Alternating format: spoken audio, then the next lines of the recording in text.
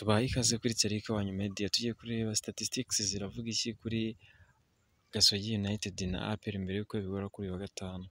Reka duhere kuri ranks cyangwa se umwanya ziriho. Gasogi United iri ku mwanya wa 9, aho APR Football Club iri ku mwanya wa 2. Match played, match zimaze gukinwa zose zimaze gukina imikino 20. Wins, Gasogi United ifite wins 7 mu gihe APR Football Club ifite win 12. Draw, bamaze kunganya, Gasogi United imaze kunganya 7 mu gihe APR Football Club imaze kunganya inshuro 6. Lose, Gasogi United imaze gutakaza 7 mu gihe APR Football Club imaze gutakaza 3. Goal for APR, Gasogi United imaze kwinjiza ibitego 7 mu gihe APR Football Club imaze kwinjiza ibitego 25.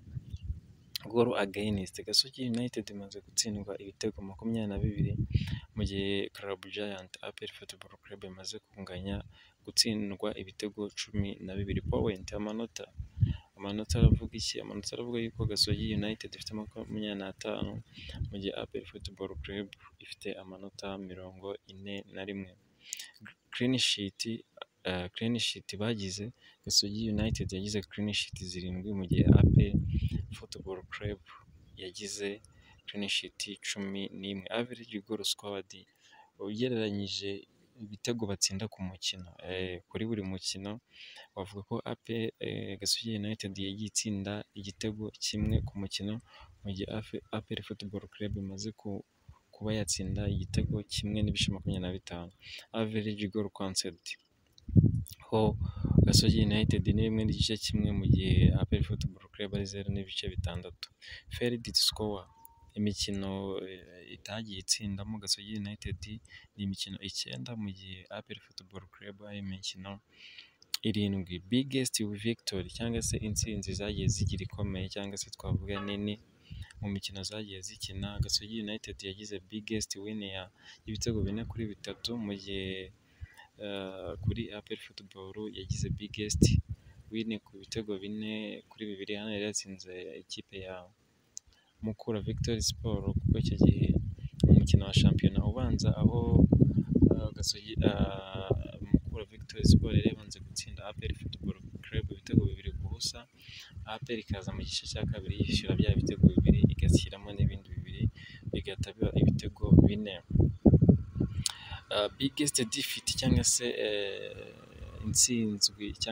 intsinzwi bagize ikomeye, Gasogi United yakubiswe ibitego 3-0. Ahangaha Gasogi United yabitsinzwe n'ikipe ya Marine FC, ikipe y'ingabo z'igihugu zirwanira mu mazi, yari yayitsinze ibitego 3-0.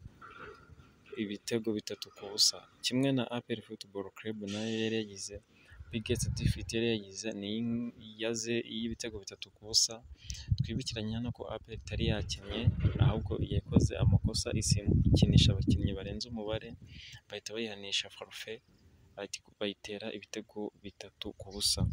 Turebye kuri zino statistics urabona ko aho bigeze ubu ngubu Club Giant APR Football Club urabona ko ari nkaho ariyo iri imbere, ariko amateka agaragaza ko APR Football Club nayo idakunda gushobora Gasogi United.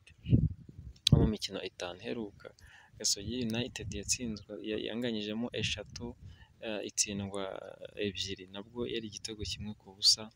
Reka turebe se twitega iki kuri uno mukino ugiye guhuza APR Football Club na Gasogi United.